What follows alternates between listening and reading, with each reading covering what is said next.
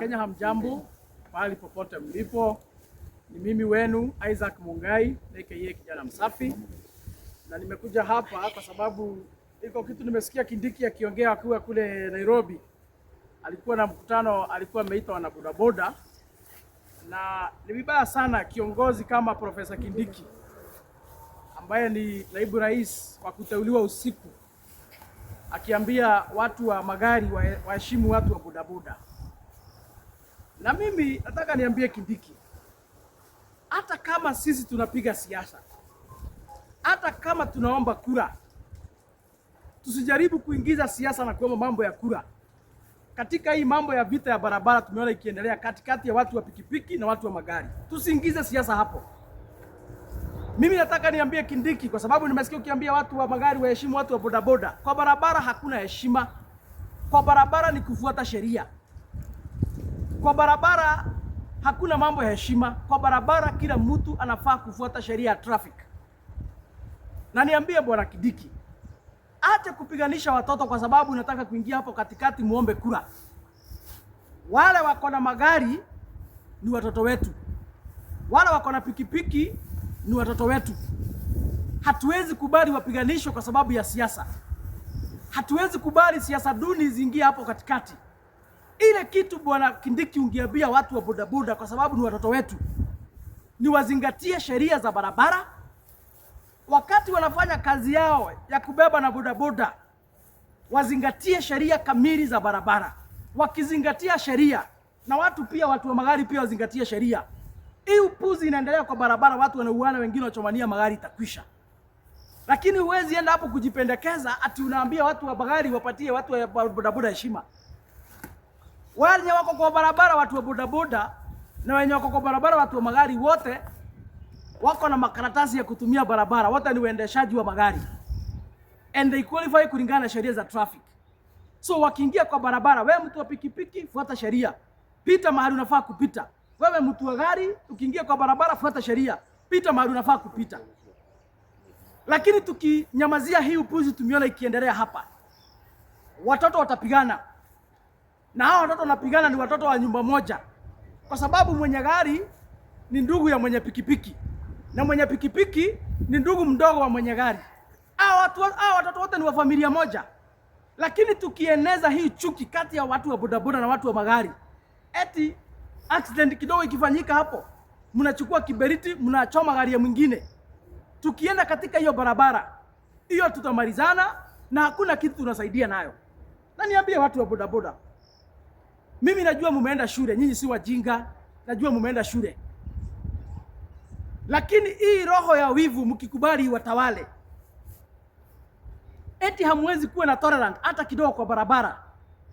Kama accident imefanyika, kawaida mnajua sheria inazingatiwa, askari wanakuja, mwenye makosa anakamatwa, anapelekwa ndani, anapelekwa mahakama, anashtakiwa. Na hiyo ndio sheria ya barabara. Lakini kama mtu akiguzwa kidogo kwa barabara ama accident ifanyike, kazi yenu ni kuchukua sheria mkononi. Mnachoma gari ya mtu, na kawaida mnajua ya kwamba gari hainanga makosa. Mwenye makosa pengine ni mwendeshaji wa gari, ndiye mwenye makosa. Lakini nyinyi mnachukua gari ya mtu mnachoma. Hiyo ni upuzi, hiyo ni ukiritiba, na hiyo ni ujinga. Hiyo ni ujinga. Na tukiendelea hivi, yale yalifanyika Makongeni pande ya Thika ni jambo ambalo halikufaa kufanyika. Kwa sababu kama yule mtu ambaye alikuwa na hiyo gari ya Audi, nasikia kwamba ni ofisa wa DCI, kama aligonga pikipiki hapo, mngezingatia taratibu za kisheria. Mwenye makosa ashikwe, hata polisi kwa hapo karibu ya Makongeni aingizwe hapo, kisha apelekwe kotini aende ashtakiwe. Lakini mlianza kuchoma gari ya mwenyewe, na yeye kwa hasira zake amechukua bunduki, ameua watu wawili, amepiga risasi. Sasa kwa nini tulipoteza watu wawili? Tulipoteza watu wawili kwa sababu ya ujinga kutumika. Kama ujinga na upuzi haikutumika, hatungepoteza hao watoto wawili walipigwa risasi na huyo mwenye gari. Na hii ndio ile kitu Kindiki hataki kusema, kwa sababu wako na unafiki hapo, ujinga. Anataka kujipendekeza hapo kwa watu wa bodaboda kwa sababu ya kura, na hii ni upuzi. Sema mahali shida iko. Kama wewe ni kiongozi, hata heri kura zikae, lakini tuongee mambo ya ukweli. Hii tuna discuss hapa ni mambo ya maisha. Watu wawili walipigwa risasi Makongeni. walipigwa na mwenye kuchomewa gari na watu wa bodaboda. Kama watu wa bodaboda wangezingatia sheria, askari wa traffic akuje akamate mwenye makosa apelekwe kotini, hao watu wawili hatungepoteza na gari haingechomwa. Lakini tukinyamazia hii kama viongozi, hatusaidiani, tunapatia watoto nguvu ya kumalizana na kuuana. Juzi iko mtu amepigwa, amegongwa hapa na Super Metro hapa Juja. Kugongwa na Super Metro within 10 minutes. Gari mzima, basi mzima ya mwenyewe ikachomwa. Gari haikuwa na makosa, mwendeshaji na mwenye kugongwa wa pikipiki hao ndio wangeangaliwe ionekane nani alikuwa na makosa. Lakini gari ilichomwa. Tulipata hasara mara mbili. Gari ya mtu ikachomwa na mwenye aligongwa na hiyo Super Metro na yeye pia akakufa hapo hapo. Huyu anaenda kuzikwa, huyu na yeye gari yake amepoteza na pengine ni alone. Two wrong cannot make right. Two wrong cannot make right. Na ndio maana nataka niambie watu wa bodaboda, nyinyi si wajinga, mumeenda shule. Na hata wale hamujaenda shule, muko na hekima, mnajua mambo ya barabara, mnajua sheria vile inasema. Na kuchukua sheria mkononi, hiyo ni makosa na ni makosa kubwa. Kwa sababu watu wa pikipiki mkichukua sheria mkononi, watu wa magari pia wao wachukue sheria mkononi. Ile kitu tutapata ni hiyo upuzi ilifanyika Makongeni ya watu wawili kupigwa risasi na gari kuchomwa. Na hatuwezi pita barabara kama hiyo. Hatuwezi pita barabara kama hiyo watu ambao wako na akili. Hatuwezi pita barabara kama hiyo. You must practice tolerance wakati mambo kama haya imetokea ama imefanyika. Na niambie watu wa bodaboda, muige mfano kama watu wa matatu. Mara mingi watu wa matatu wakiguzana ama wakorizana kule kwa barabara, unapatanga wamesimama hapo dakika 10 wamesuluhisha, mwenye makosa amekubali, wameandikiana, hiyo story imekwisha. Kama kuna insurance inalipa, mwenye kupelekwa ndani anapelekwa ndani, hiyo story imekwisha. Lakini hatujawahi ona mtu wa matatu akichomea mtu mwingine wa matatu gari kwa sababu ati ajali imefanyika. Hii tabia peke yake inakuanga tu na watu wa bodaboda, na si watu wa bodaboda wote, ni grupu kidogo ya watu ambao wanajifanya hawaelewi lakini wanaelewa. Ni ujinga tu inawaongoza tu na roho ya wivu. Hii lazima tuikemee. Hapa si siasa, hii lazima tuikemee. Hii ni roho ya wivu. Hii ni roho ya wivu, lazima tuikemee. Acha kuonea ndugu yako hivi kwa sababu amenunua gari. Kesho si wewe utanunua gari. Acha kuonea ndugu yako hivi kwa sababu anaendesha gari kubwa. Kesho ni wewe. Mwenye gari, mwenye pikipiki, wote ni watoto wa nyumba moja. Wamebarikiwa kitofauti. Kwa nini uchomee mwenzako gari? Hii lazima tukatae. Na niambie Bwana Murkomen na Inspector General wa polisi Bwana Kaja, iko kitu moja askari wameshindwa kufanya kutoka dunia ianze.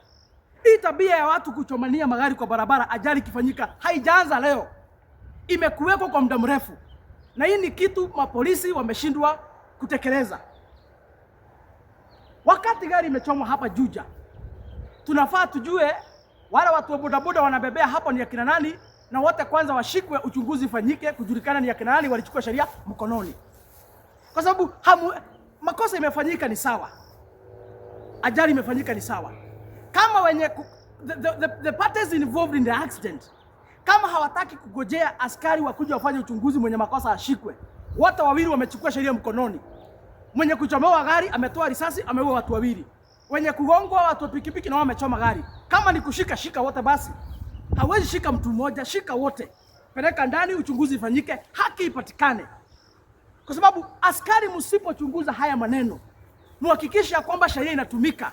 Watu wakichukua sheria mkononi wanashikamatwa, wanapelekwa kotini. Msipofanya hivyo, hii tabia haitakwisha. Hii tabia haitakwisha. Na watu tukiendelea hivi, watu wa magari wataanza kuweka mabunduki kwa gari zao ama mapanga. Kwa sababu hakuna mtu anafanyanga ajali kwa kutaka. Hata ukijua umeenda kufanya ajali hauwezi toka kwa nyumba. Lakini kwa sababu sheria iko, ifuatiliwe na taratibu zake. Kwa hivyo niambie watu wa bodaboda, nyinyi ni ndugu zangu, nyinyi ni dada zangu, msikubali watu wachache wale ambao wanatumia ujinga kuchukua sheria mkononi waharibie hiyo sekta yenu. Juzi nimeona huko Kisii watu wa bodaboda wamechoma gari, kufuatilia hata ni gari yao walichoma. Ni gari ya sako yao walichoma, lakini hawakuwa wanajua na wao ndio wenye kuinunua. Lakini kwa sababu tu ile tabia wamezoea, ajali imefanyika wanakimbia, wanapiga gari kiberiti. Utachoma gari siku moja uchome ya ndugu yako mkubwa, mwenye anasaidia mamako kumnunulia dawa za pressure huko Gishagi. Utachoma gari uchome, kumbe ni gari ya ndugu yako mwenye analipianga bibi yako bili ya hospitali wakati mko na shida.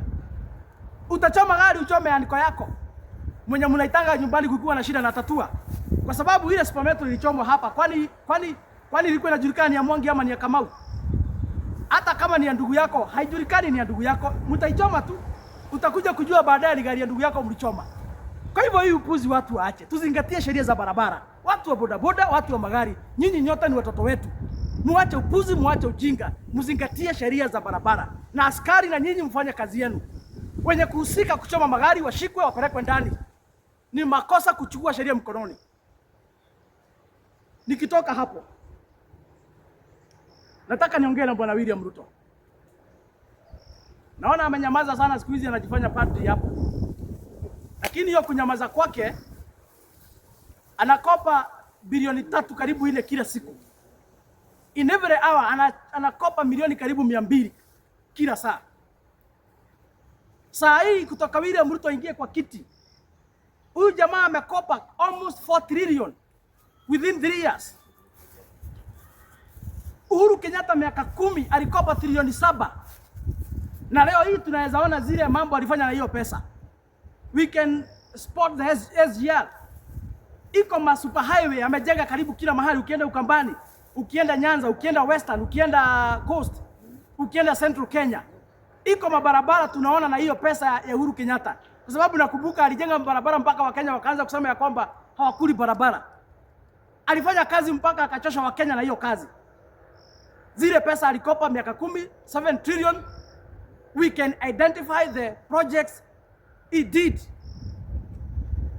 Lakini saa hii Bwana William Ruto, almost 4 trillion within 3 years. Na hakuna kitu tunaona, hata nini hakuna kitu tunaona. Hata tunashindwa, kwani hii pesa unakopa unakula zikiwa makaratasi usiku huko State House kama panya? Yeah? Tunashindwa tu, ni maswali tu tunajiuliza, si kwa baya Bwana William Ruto. 4 trillion na hakuna kitu hata moja tunaona. Na saa hiyo hata wakati Uhuru school fees wazazi hawakuwa wanalipa. Saa hii wewe umeshindwa kulipa hata capitation, wazazi hata ndio wanajilipia. Linda mama ilikuwa wakati Uhuru Kenyatta, wenye kuzaa walikuwa wanazaa free. Saa hii wewe hiyo kitu ulitoa. Umetuletea abrakadabra ingine hapa ya patapotea ya SHA yenye hata watu ndio wanajilipia, hata mtu akienda maternity kuzaa vitu hata hazikuwa. Bwana William Ruto, hata wewe kama mtu bwana, hata kama ulisomea mambo ya miti na wanyama, kama mtu tusijite kama mkutano uone hata wewe umekuwa shida katika nchi hii, ujiondoe kwa kiti. Because ukiendelea hivi, by the time you finish your term 2027, nchi hii itakuwa na deni ya trilioni 10. Hiyo pesa italipwa na mnagani bwana? Na niambie Wakenya, mkinyamaza, mtakuja kulia katika nchi hii mkichotwa. Tukiendelea na hii upuzi, watu wanakopa pesa wanakula usiku ikiwa makaratasi kama panya. Tukiamuka asubuhi hakuna kitu. Tukiendelea na hii trend, by the time William Ruto anatoka kwa hiyo kiti, mtakuwa mnachotwa. Mtalikuwa mnalipishwa barabara kupitia miguu na baiskeli na gari mnalipishwa. Na wenye watakuja kuchota nchi hii. Ile barabara hautalipishwa ni ya kutoka kwa nyumba kuingia kwa choo yako. Lakini ukiingia kwa barabara na baiskeli unalipishwa. Na gari, pikipiki unalipishwa. Tutakuja kuchotwa tukinyamaza. Na hii nchi si ya William Ruto, ni ya Wakenya milioni 50. Ni vizuri niseme hii hapa. Hii nchi si ya William Ruto. Na wale wachache wamemzingira hapo. Hii nchi ni ya Wakenya milioni 50. Kwa hivyo hata akikopa pesa na apotee, nyinyi ndio mtabaki kwa shida. William Ruto wako na pesa anaweza kula mpaka siku atakufa. Ile kesa amekuwa kwa serikali miaka 30, ameiba miaka 30. Sasa hii yako na matrilioni mingi amekusanya. Hata toka kwa serikali nyinyi mchoto, yeye haichoto. Hako na pesa hata anaweza torokea nchi nyingine na familia yake. Nyinyi mtaenda wapi? Wakenya maskini milioni 50, nyinyi mtaenda wapi? Ya, nyinyi mtaenda wapi? Wakenya milioni 50 maskini, nyinyi mtaenda wapi? Nchi ikichotwa. We must wake up. We must wake up and fight for our country.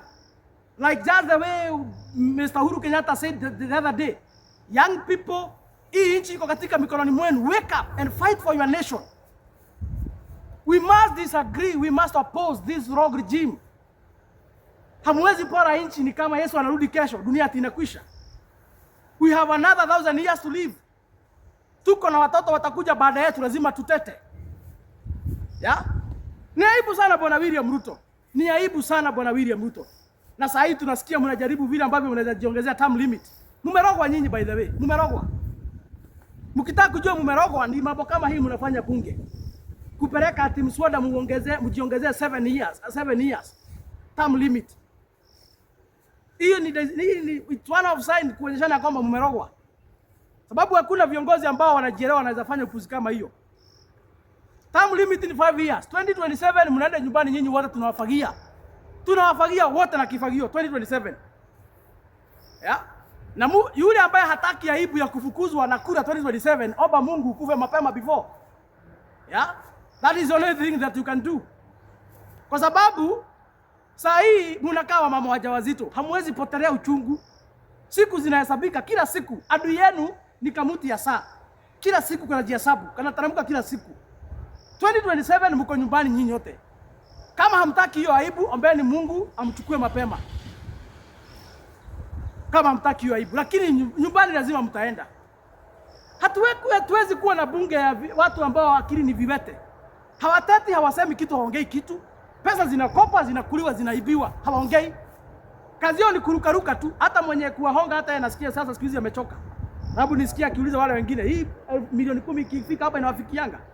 Amechoka kutumana. Nyinyi bunge, nyinyi members of parliament, nyinyi ni mzigo kwa wananchi. Ni mzigo mpaka kwa wao makatari wanamlipa, muende mkapitize miswada bovu kule bungeni.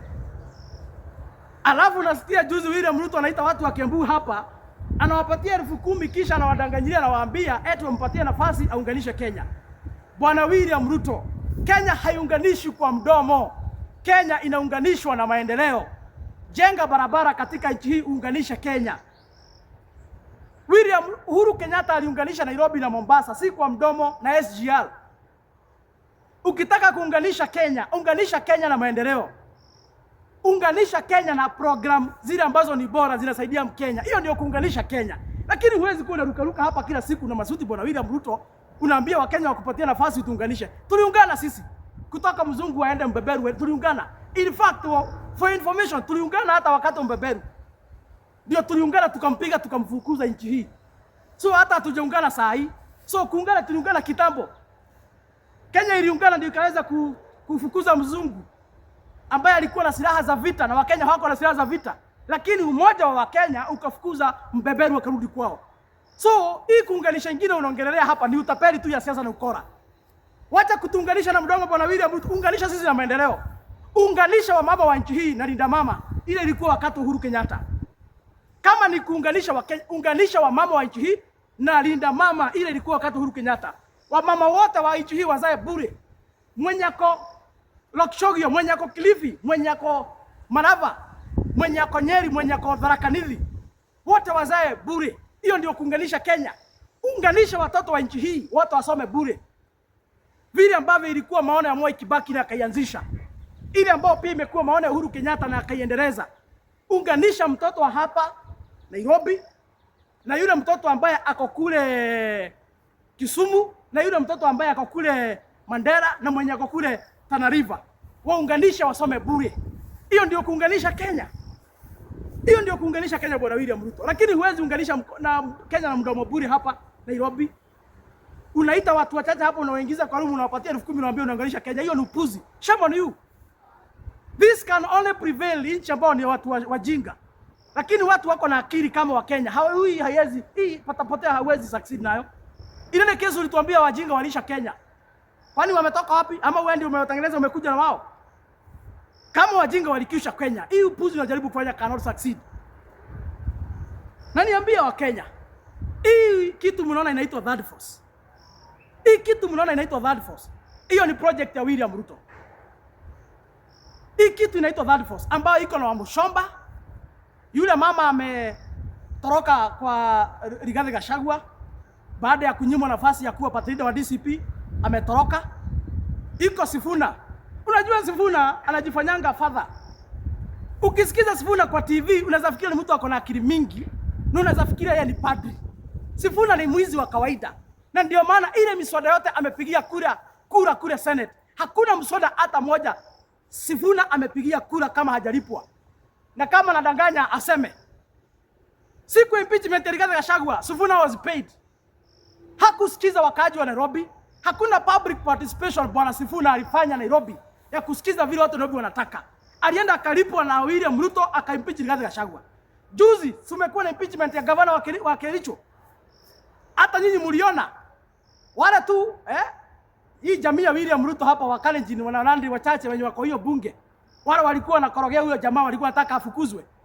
Walifanya lobbying hapo. Kina Sifuna alikuwa mmoja wale walilipwa. Wa vote yes, gavana wa Kericho aende. Simply because he was paid by kina Aaron Cheruiyot hapo. Hakuna mswada hata moja bwana Sifuna amepiga kura kule bungeni kama hajalipwa. Alafu ukikuja kwa TV anajifanya padre. Hata unaweza mpelekea watoto wako wabatize ukifikia ni mtu wa kanisa. Ni mwizi wa kawaida. Iko huyu muuaji mwingine anaitwa Babu Owino. Babu Owino alikuwa anajifanya ni mtu wa Gen Z. Rigathi Gachagua, he was the first person kule Mombasa when he was a sitting deputy president kusema ya kwamba Gen Z wasikizwe na wasiuliwe wakati wa maandamano ya finance bill.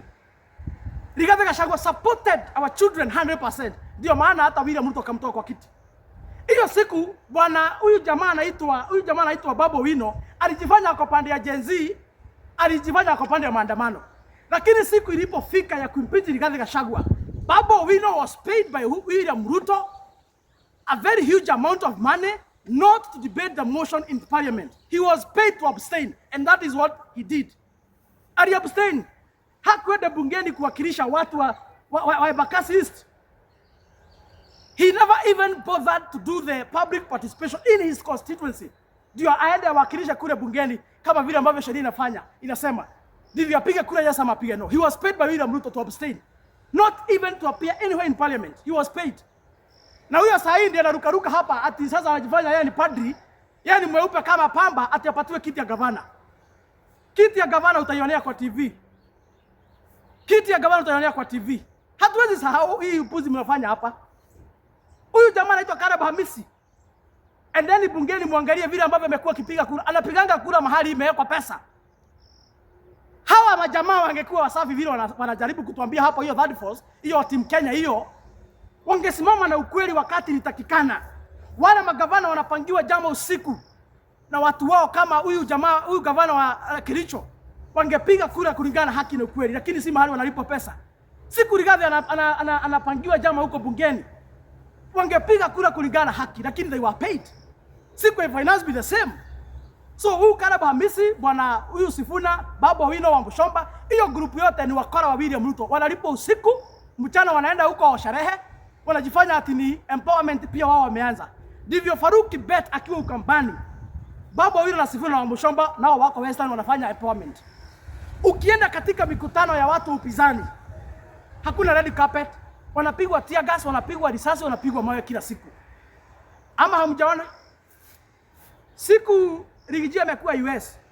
Si Medho amepigwa kila siku akienda mkutano.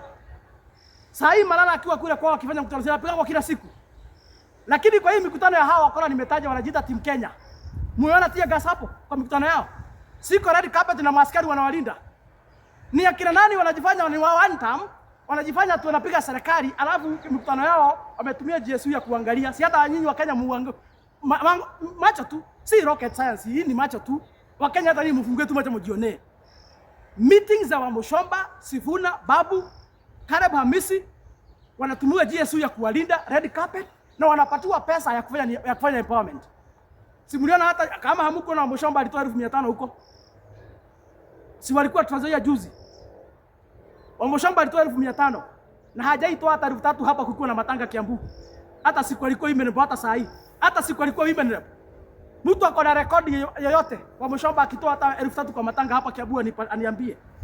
Lakini Tanzania alitoa 1500. Alafu huyo mama anafikiria sisi wajinga kwa sababu wanapigia William Ruto, wanapangia William Ruto karata mzuri katika kupitia njia ya kudivide opposition. Anakuja hapa anajifanya ati hiyo pesa ati akitoa ati 100 ni ya Matiang'i, ati 100 ni ya Gachagua, ati 100 ni yake, 100 ni ya bwana yake. Hiyo yote ni upuzi. Nilipigia Rigathi Gachagua simu akiwa Marekani. Nikamuuliza umetuma Mbushomba empowerment kule Trans Nzoia na pesa yako? Akaniambia kijana msafi hata kama ni kutumana, si Malala hako hapo karibu na Malala ni deputy party leader wa DCP ndiye ningetuma. Mbushomba is a liar, hakutumwa na Rigathi Gachagua kupeleka pesa Trans Nzoia. Hiyo empowerment wanafanya hapo. William Ruto anawapatia pesa usiku, ndivyo wakuja wagawe mlengo wa upinzani. Wanajifanya wanatengeneza third force, ndio upinzani watu wasiweze kushikana, kwa sababu William Ruto anajua dawa yake ni kama watu wa upinzani watashikana. Wakishikana ataenda nyumbani, lakini wasiposhikana anajua anapata chance ya kurudi. Ndio maana ameanza kusponsor hiyo third force. Na Ndindi Nyoro mwenye amenyamazia huko Murang'a, unajua Ndindi Nyoro anajifanya ni kama hayuko Kenya. Hata ukisikiza zile vitu Ndindi Nyoro anaongea kama mtu ako Boston, haongei kama mtu ako Kiharu. He knows how to divert the attention. Hatujasikia siku hata moja akichukua kidole yake kunyoshea Kasongo.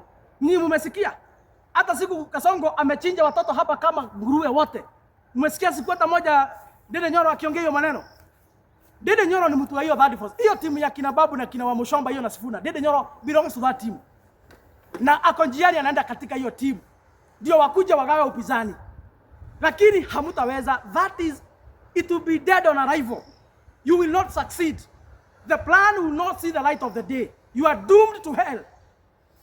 Ndindi Nyoro ni mtu wa William Ruto. Wanafanya biashara pamoja. Ukienda huko kwa KPLC, wako na kampuni wakiwa na William Ruto ambaye ndio iko na zile share mingi hapo. Ndio maana wanaongeza ushuru hapo, token mnanunua pesa mingi kila siku. Ama hata nyinyi hamuja notice kutoka Uhuru waende, ama jamaa kampuni yao itake over huko KPLC, hamuja notice token ziko bei juu sana. Kitambo ungenunua token za 200 ungechoma dirisha na mlango zikwishe. Lakini saa hii ndio fundi wa mlango achome mlango ikwishe, anaweka token ya 500. Hiyo ni kazi ya Ndindi Nyoro. Wako na benki nyingine ambao wameshikania na William Ruto. Na hiyo benki pesa yote ya house levy inaingia huko. Pesa ya SHA inagawiwa huko. Ndindi Nyoro huyu mwenye mnaona anajifanya hapo anaongea kama mtu kwa Boston. Ana divert attention. Haezi ongea ile mambo inasumbua wa Kenya. Anaongea kizungu mingi hapa ya watu wa investor. Anajifanya watu wa Kiharu hawajakutuma uongee mambo ya maplot na mambo ya apartment na nini. Watu wa Kiharu wanataka uambie William Ruto awarudishie linda mama. Wamama wa Kiharu wazae free vile walikuwa wanazaa wakati wa Uhuru Kenyatta. Wamama wa Kiharu bwana Ndindi Nyoro wanataka uambie William Ruto alipe capitation. Ndio wale watoto wa Kiharu wanasomea boarding. Kwa sababu iko watoto wengi sana wa Kiharu, lakini wako boarding zile ambazo William Ruto amekataa kulipa capitation. Wazazi wanahangaika, ambia William Ruto alipe hiyo pesa, wazazi wa Kiharu waache kuhangaika. Iko zile vitu zinasumbua watu wa Kiharu, lakini Ndindi Nyoro hawezi ziongea kwa sababu hataki kunyoshea bwana William Ruto kidole, kwa sababu yeye ni mtu wa William Ruto, amefichwa pale ndani, aende third force, wajaribu kutenganisha hapa na kujaribu kugawa kura, ile kitu ambao hawataweza. Na kama nimeongea uongo, Ndindi Nyoro unaweza sema, kama nimedanganya unaweza sema. You are free to respond kama nimeongea uongo. Lakini hiyo ndio ukweli ya maneno. Na iko mganga mwingine anaitwa Jeremiah Kioni. Unajua Jeremiah Kioni amejificha Jubilee. Jeremiah Kioni ni conman. Nataka nisemee hapa. Jeremiah Kioni ni conman. Analipwa na William Ruto 200,000 karibu kila mwezi kusabotage opposition. Na mkisikia Jeremiah Kioni akienda katika vernacular station aongee uzuri ya Rigathi Gachagua, ujue hiyo mwezi mshahara imechelewa. Ndio maana anajaribu kupaka Rigathi mafuta ndio wala waachilie pesa haraka. Akishaachiliwa pesa mshahara ikiingia anakujanga anasema si mnamkumbuka Rigathi ni impeached. Haezi ongoza hata chama. Ama haongeangi hivyo. Lakini siku mshahara yake imechelewa kwa Kasongo, anakujanga kusema we need Rigathi Gachagua in opposition, ile mambo anafanya hakuna mtu anaweza. Anasemanga hivyo kuuzia William Ruto woga ndio aachilie pesa haraka. Jeremiah Kioni is a conman, amejificha katika Jubilee. Na ndio maana nasema wale wanaingia Jubilee saa hii ni wale hawajui siasa, wale hawajui mambo ya siasa hata kidogo, wanaenda kukoniwa huko. Lakini mtu wako na akili, mtu anajua siasa, kupanga siasa zake, mtu anajua Kenya anataka katika siasa. Hakuna mtu anajielewa anaweza ingia chama ya Jubilee. For as long as Kioni yako hapo, sababu Kioni ni conman. Na ndio maana leo ataongea uzuri ya Rigathi kesho yake. Unasikia amemlima, pesa imeingia. Wakiwa na huu mwizi anaitwa Gojiri wa Mbogo huwa Nyeri. Kamkora kalikuwa kanakaa kwa gate. Unajua hii maneno hatujaiongea. Tunanyamazanga tu. Aka kamkora kanauza China mandazi hapa Ruare hapa Nyeri. Kara kajamaa kalikuwa kanaitwa Kameko, Gojiri wa Mbogo. Au kajamaa kalikuwa gateman kwa Rigathi Gachagua. Kalikuwa kanalipisha watu 200,000 kuona Rigathi Gachagua. Lakini Rigiji hakuwa anajua hii maneno. Wakati alijua alikuwa amechelewa, akajamaa kalikuwa kamepora watu wengi. Na kwa sababu Rigathi hapandangi hii upuzi. Rigathi yako na pesa yake. Hata hawezi lipisha watu kumuona ile kesi, hata kama kuna shida ya pesa hawezi lipisha watu kumuona. Wakati Rigathi alijua hii maneno, akafukuza huyo mkora anaitwa Gujiri wa Mbogo. Akamfukuza. Huyo jamaa kufukuzwa na hasira zake ameenda kwa William Ruto, wako na Jeremia Kioni wanalipwa 2,000 kila mwezi kusabotage opposition. Na ni aibu. Mtu alikuwa mbunge miaka karibu 10. Saa hii vijana wametoka shule wakikimbia handout hapo, hata yeye anapanga line hapo. Ingawaje shida ya wabunge wengi akichaguliwa kwenda Nairobi, pesa yake yote anakunywa, ile nyingine anakuwa na malaya. By the time his term expires, anarudi nyumbani bila chochote. That was why you can see immediately mtu ametoka kwa kiti, ni mbunge, alikuwa analipwa milioni na pesa mingi. Lakini anapanga line pia yeye apatiwe handouts hapo kama watoto wa university wale ambao hawajaifanya kazi wakifanywa huko. Ni aibu. Ni aibu sana. Kwa hivyo nikimalizia, ni aseme ya kwamba zile by election tuko nazo kule Mbeere North, tukiongozwa na kiongozi wetu wa DCP, tulisema ya kwamba lazima tuzingatie umoja wa viongozi wa upinzani. And in the spirit of togetherness as leaders in the opposition, JB Muturi na Rigathi Gachagua waliketi chini wakakubaliana ya kwamba sisi kama mrengo wa upinzani tusimamishe mtu mmoja. Na Mbeere North tukachukua Karis kama mpeperusha bendera wa chama cha DP, na sisi kama watu wa mrengo wa upinzani ndio tunaunga mkono kule Mbeere North. Na hiyo ni kitu tulifanya tukiwa na mwelekeo mzuri na kusikizana. Kwa hivyo hizi siasa mingi watu wanapiga, sisi vile kiongozi wetu Rigije anasema kila siku ya kwamba hata pale juu watakuja kusikizana na watasimamisha kiongozi moja. Wametuonyesha kwa mfano mzuri kule Mbeere North.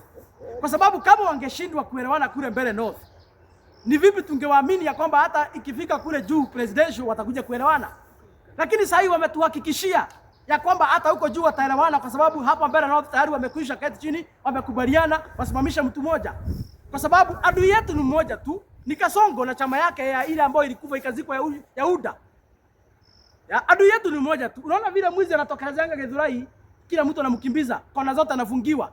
Pale Mbeere North yule mtu tumeweka block katika kona zote, ni chama tu ya Kasongo isione nafasi. So adui yetu kule Mbeere North ni Kasongo na chama yake. Sisi watu wa mrengo wa upinzani tumesikizana, tutasimamisha mtu mmoja, and there is no confusion in that. Kwa hivyo sijui watu wanaongea wanasema mingi ya? Na hiyo ndio ile mpango ambao imewekwa, na sisi tunaunga mkono, kwa sababu Matiang'i, Rigathi Gachagua, JB Muturi, Martha Karua, Bwana Stephen Kalonzo Musyoka, Bwana Eugene Wamalwa, hiyo grupu yote hao ni viongozi wetu, na vile ambavyo watasikizana sisi tuko nyuma yao kuwaunga mkono. Tuko nyuma yao kuwaunga mkono. Kwa hivyo ile tu kibarua tumewapatia sisi kama wa Kenya ni kuhakikisha kwamba wasije wakatengana, washikane hivyo hivyo mpaka mwisho. Na niambie wale watu wanajiandaa kuingia katika DCP, msikuwe na wasiwasi na msikuwe na uoga. DCP ni chama yenu. Wala watu wote walikuwa UDA kwa sababu walitapeliwa huko. Nyumbani kwenu, mahali ambapo mtapata amani na furaha, ni chama cha DCP. Kwa hivyo unataka kiti ya MCA, unataka kiti ya gavana, mbunge, women rep ama senator, ingia katika chama cha DCP mahali huko. Hiyo ndio ile chama ambayo itakuja kuwasaidia, na ile chama ambayo itakuja kuwapatia nafasi kila mtu apiganie cheti katika nomination, katika na kwa kuhakikisha kwamba tunatumia njia ya usawa. Kwa hivyo msikuwe na wasiwasi, na hapa hakuna vita. Wale wako upinzani tumekubaliana kwamba watu wauze chama yao. Wenye tuko DCP tusukume bendera, wenye wako PLP wasukume bendera, wale wako Wiper wasukume yao, ya wale wako DAPK kama Eugene wasukume pia yao, ya Matiang'i pia asukume yake. Ile tu chama iko na ukora, na nimewambia ni mambo ya Kioni, ni Jubilee tu hiyo ndio iko na ukora, na ni mambo ya Kioni tu. Lakini hiyo haiwezi, unajua kama mtu kimoja hakawezi zuia Mugithi kwenda Mombasa. Kama mtu kimoja hivi hakawezi zuia Mugithi kwenda Mombasa. Hizi itafika tu. Kiti inaweza enda empty na tufike. Kwa sababu kitu ya maana kufika. Kwa hivyo niambia Kioni, ulafi yako haitazuia viongozi wa upinzani kufika mahali ambapo tunafaa kufikisha Wakenya. Ukuwe mlafi mchana, ukuwe mlafi usiku, Kasongo akulipe uharibu, hautazuia sisi kufika mahali ambapo tumepanga kufika kama viongozi wa upinzani na kama Wakenya kwa jumla. Kwa hivyo kama kuna swali nitachukua moja, alafu kia tutatamatisha. Kama kuna swali tutachukua moja.